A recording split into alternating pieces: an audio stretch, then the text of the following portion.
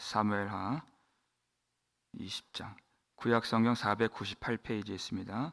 3절에서 10절 주군이라까지 함께 읽겠습니다. 다윗이 예루살렘 본궁에 이르러 전에 머물러 왕궁을 지키게 한 후궁 10명을 잡아 별실에 가두고 먹을 것만 주고 그들에게 관계하지 아니하니 그들이 죽는 날까지 갇혀서 생가부로 지내니라. 왕이 아마사에게 이르되 너는 나를 위하여 3일 내로 유다 사람을 큰 소리로 불러 모으고 너도 여기 있으라 하니라. 아마사가 유다 사람을 모으러 가더니 왕이 정한 기일에 지체된지라.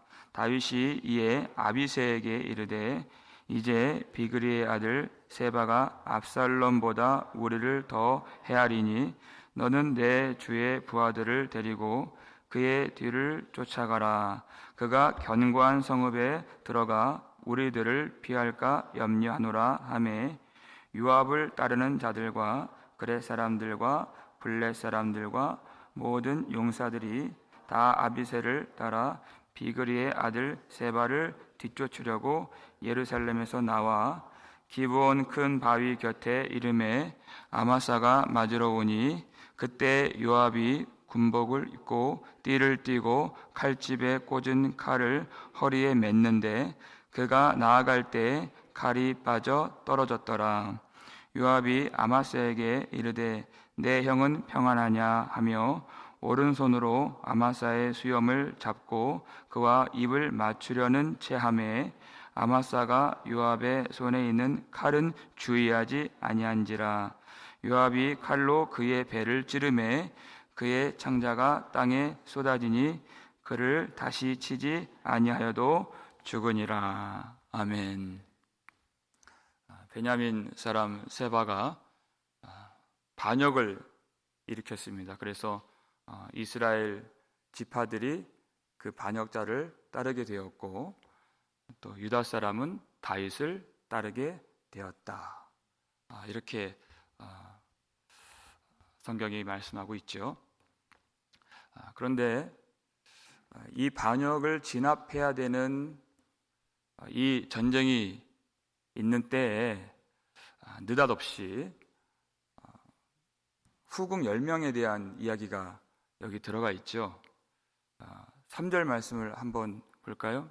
읽겠습니다.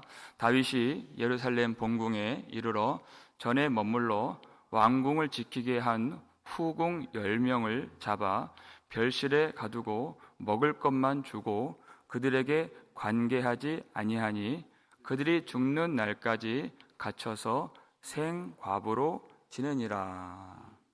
이런 말씀이 들어가 있어요.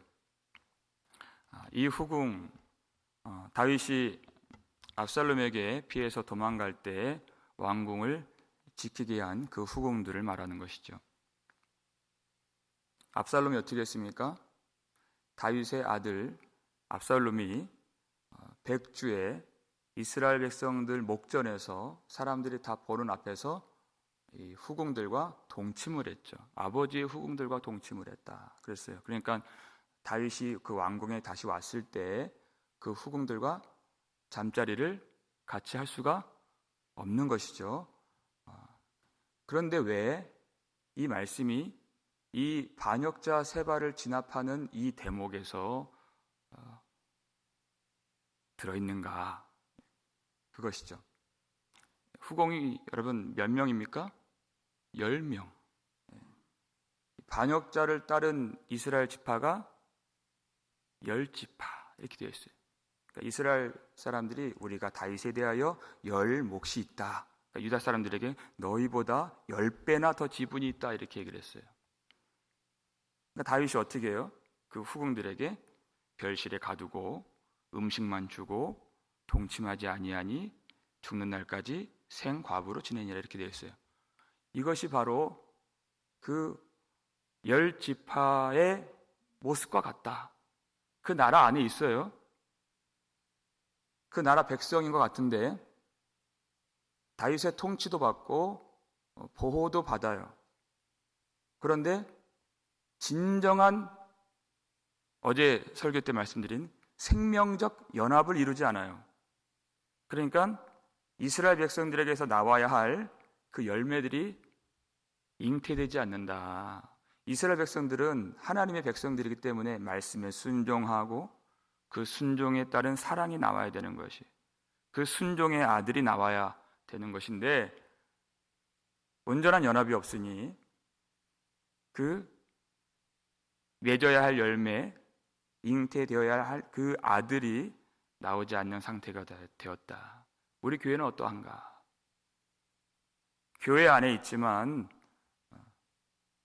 교인으로 보이지만 예수 그리스도와 생명적 연합이 있지 않을 때에는 온전히 하나님께서 찾으시는 그 열매를 맺을 수가 없다. 우리에게서 예수 그리스도가 나와야 되는데 그러지 못할 때가 많이 있지는 않은가, 그것을 돌아봐야 하는 것입니다.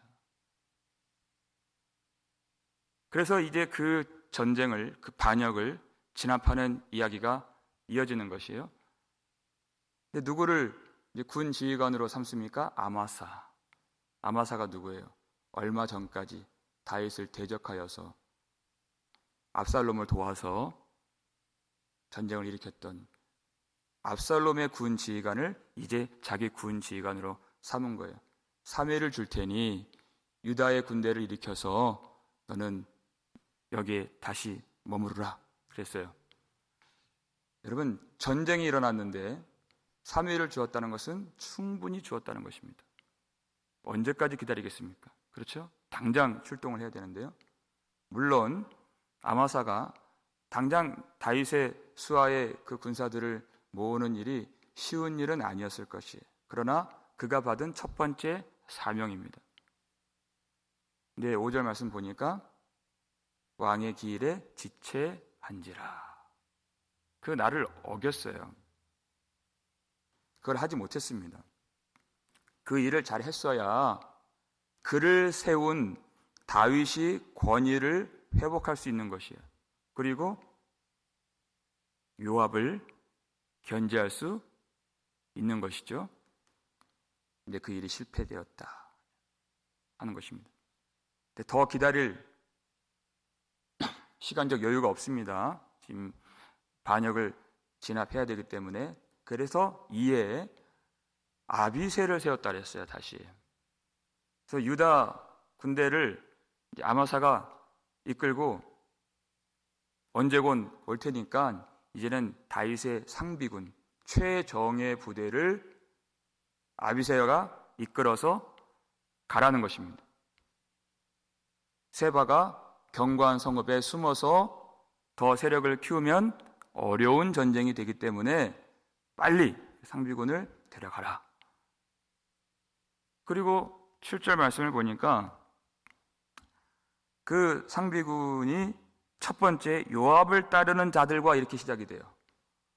여러분, 6절에서 다윗이 명령을 할 때 아비새에게 너는 내 주의 부하들을 데리고 그랬어요. 내 주의 부하들, 내 주인의 부하들, 그러니까 다윗의 부하들을 말하는 것입니다. 그런데 바로 그 다음 절에서 근데 그 다윗의 부하들인데 그 첫 번째가 요압의 부하들 이렇게 되어 있어요. 그러니까 실질적으로 지금 아비새가 끌고 가야 할 이 부대원들의 통치는 사실 그 통치권은 요압에게 있다 그 뜻입니다. 앞으로의 일도 요압이 주도할 것이다를 암시하는 대목입니다. 왜 다윗은 요압을 높이 세우려고 하지 않습니까?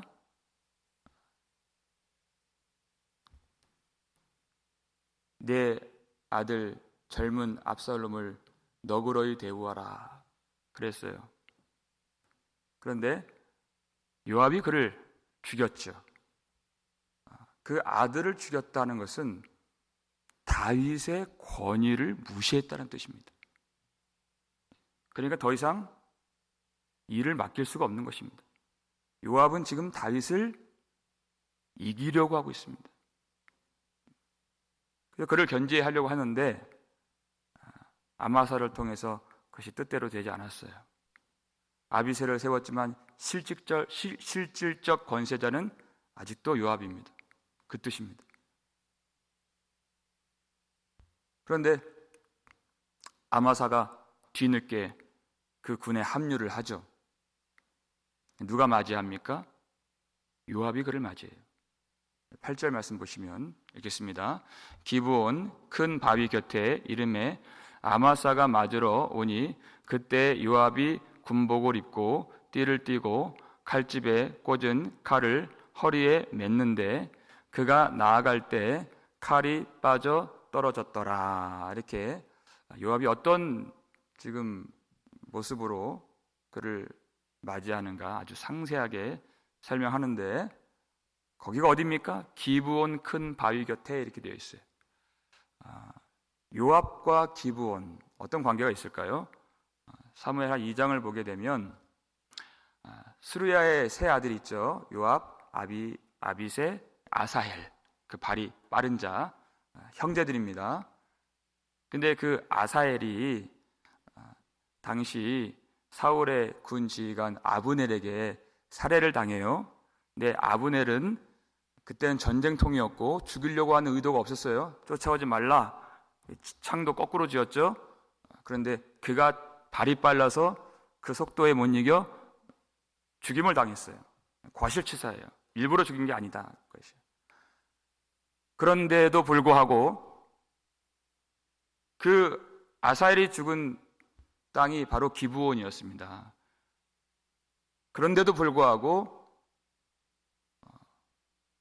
요압이 그 아브넬을 복수심에 불타서 죽이죠. 이미 다윗이 아브넬을 용서하고 또 그를 받아들였음에도 불구하고 은혜를 베풀었음에도 불구하고 요압에게는 은혜가 보이지 않아요. 자기 복수심만 보이는 것이. 그래서 그를 살해했다. 그것이 이 기브온에 얽힌 요압과 얽힌 그 내막입니다. 그 땅에 다시 왔어요. 이번에는 아마사를 만났습니다. 그가 무장을 하고 있는데 칼이 떨어진지라 그랬어요. 그가 일부러 떨어뜨린 것입니다. 지금 아마사는 요압 대신에 군 지휘관이 되었고 얼마 전까지 원수였어요. 그러니까 칼을 떨어뜨리면 그래도 아마사가 안심할 수 있죠. 그러면서 어떻게 인사를 해요? 9절 말씀 보시면 읽겠습니다. 요압이 아마사에게 이르되 내 형은 평안하냐 하며 오른손으로 아마사의 수염을 잡고 그와 입을 맞추려는 채 하매 그랬어요. 내 형은 평안하냐. 실제로 요압과 아마사는 이종 사촌지간이라고 했어요. 그러니까 이모의 아들이니 사실 얼마나 가까운 사이입니까? 내 형은 평안하냐. 그렇게 인사를 해요. 이렇게 인사를 하니까 요압이 그렇게 이 평안의 얼굴로 다가오니까 아마사도 마음의 무장이 해제가 되고 더 안심이 되죠. 그러면서 요압이 오른손으로 수염을 잡아요. 오른손으로 잡았다. 성경이 왜 굳이 그걸 기록할까요? 주로 용사들이 칼을 잡는 손이 오른손입니다. 그러니까 오른손으로 잡았다는 것은 그가 무장 해제된 채로 평안의 얼굴로서 다가왔다.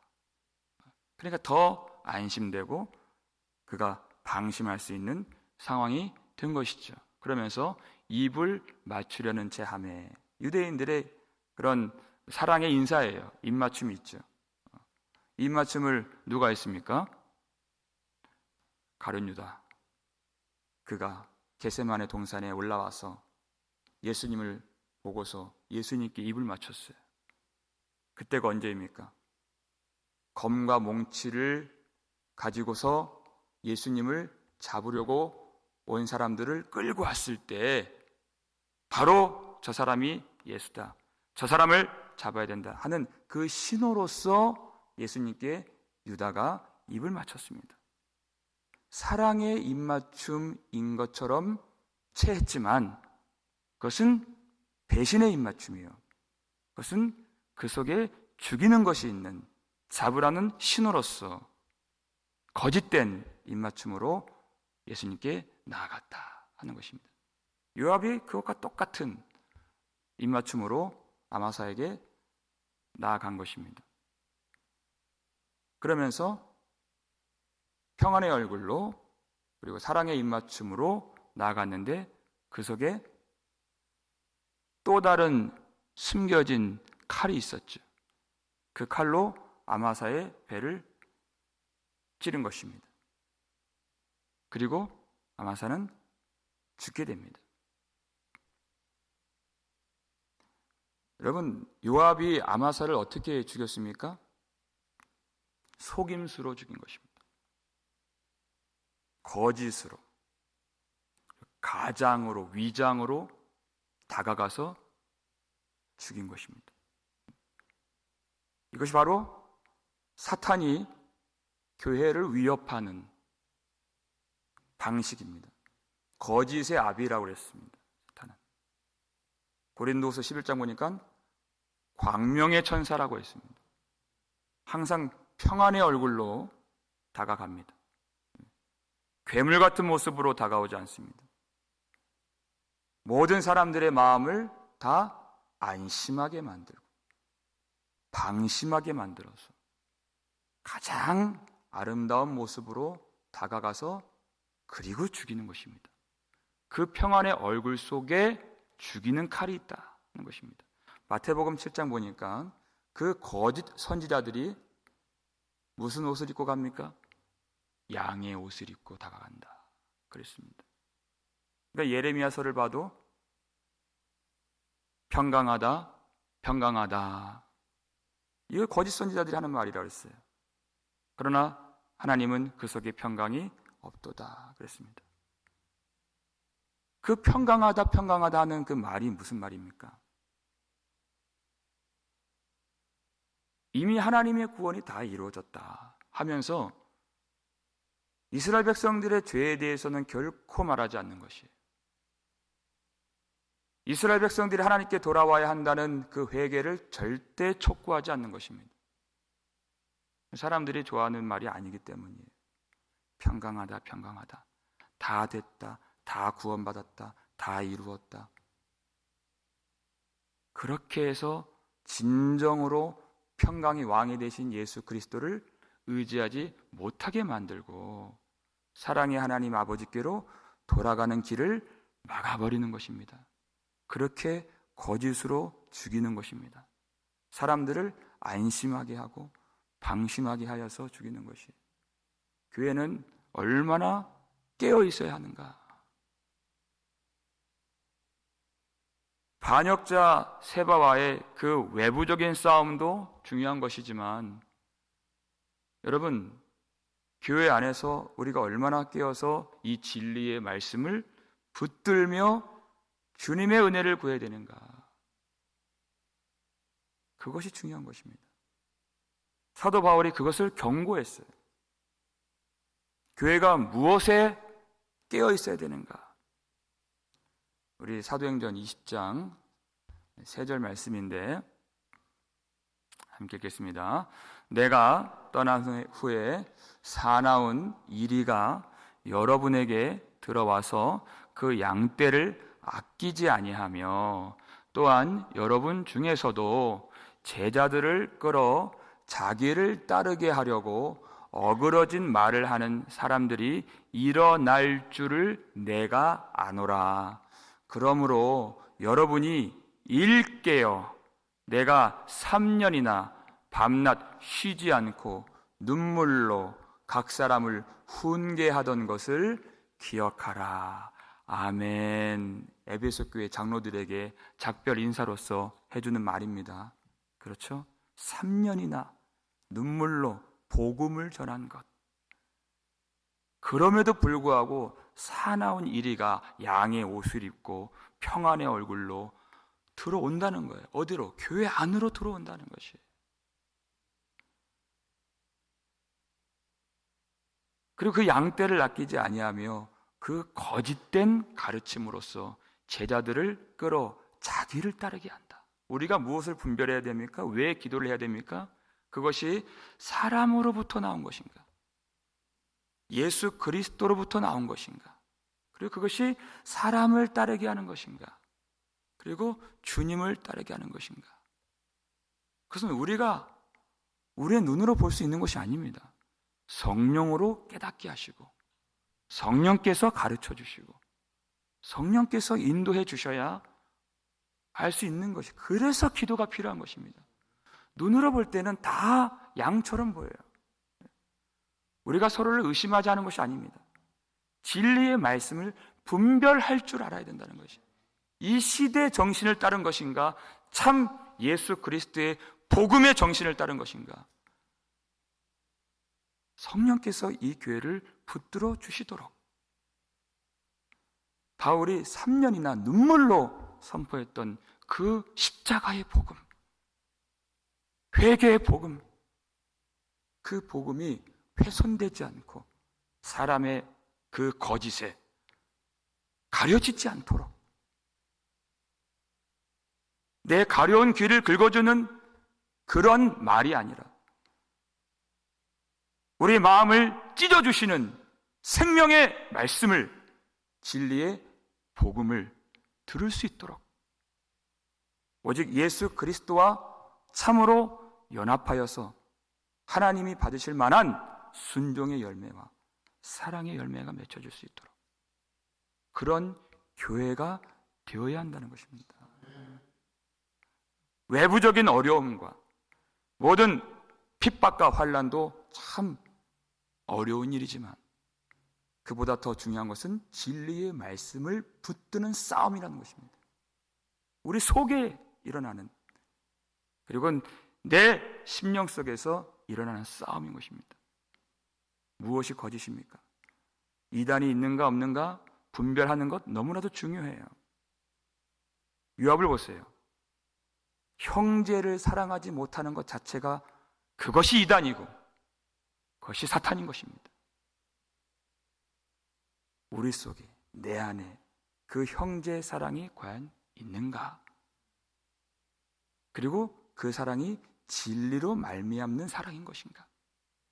분별하고 주님 앞에서 그 사랑과 그 순종의 열매가 맺혀질 수 있도록 오늘도 깨어서 안심하지 않고 방심하지 아니하고 성령을 의지하면서 십자가의 복음을 붙들고 그리고 나를 돌아보며 회개하며 하나님께서 기뻐하시는 교회가 될 수 있도록 주님이 지켜주시는 우리 교회가 되고 우리 심령이 될 수 있도록 오늘도 성령을 의지하여 기도하는 저와 여러분 되시기를 주의 이름으로 축원합니다. 우리 아버지 하나님 감사를 드립니다. 살아계신 하나님께서 세우신 교회, 진리의 말씀으로 붙들어 주시는 우리 교회가 되게 하여 주시옵소서.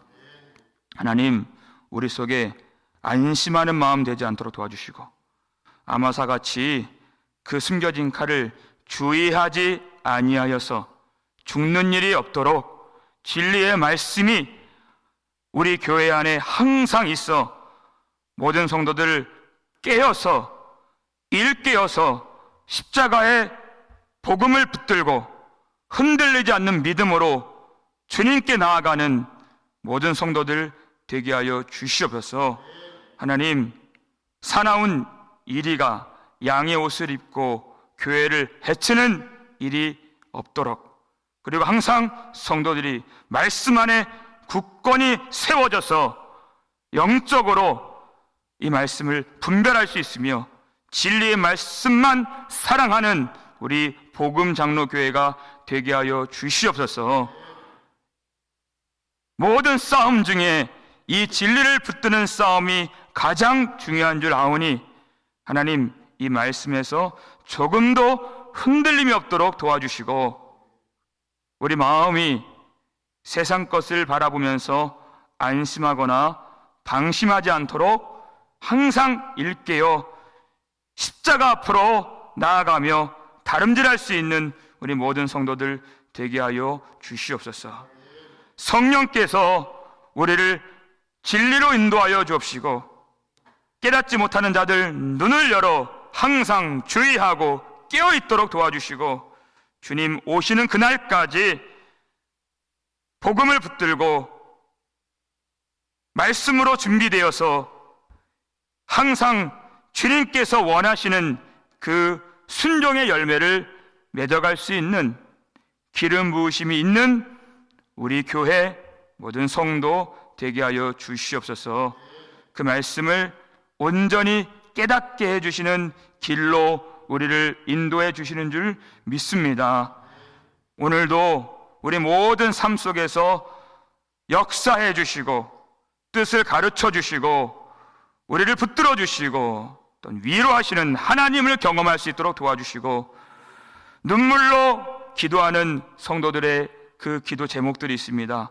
하나님 복음으로 응답해 주시고 하나님의 말씀으로 위로하여 주시고 진리를 깨달음으로 확신을 가질 수 있는 모든 성도들 되게 하여 주시옵소서.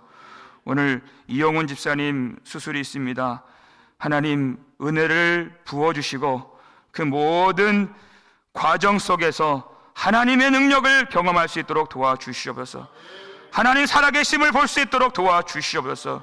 우리 권사님 기도를 응답하여 주옵시고 그 눈물을 닦아주시고 하나님 예수 그리스도의 부활의 권능으로 모든 순간순간마다 보호해 주셔서 주님께 영광 돌리는 귀한 날 되게 하여 주시옵소서. 치료와 회복의 능력을 허락하여 주시옵고 하나님 주님께서 그 10년 가운데 굳건한 믿음으로 예수를 바라보게 해 주시옵소서. 내일도 수술이 있습니다. 또 하나님 그 몸의 약함을 가지고 서서 오늘 주 앞에 나온 형제 자매들이 있습니다. 주님께서 불쌍히 여겨주시고 하나님이 하실 일을 오늘도 해주셔서 하나님 오직 주님만 의지하며 최후 승리 얻기까지 주님만 사랑하며 굳건히 의지하는 우리 모든 성도들 되게 하여 주시옵소서. 감사를 드리옵고 우리를 구속해 주신 예수 그리스도의 이름으로 축복하며 기도 올리옵나이다. 아멘.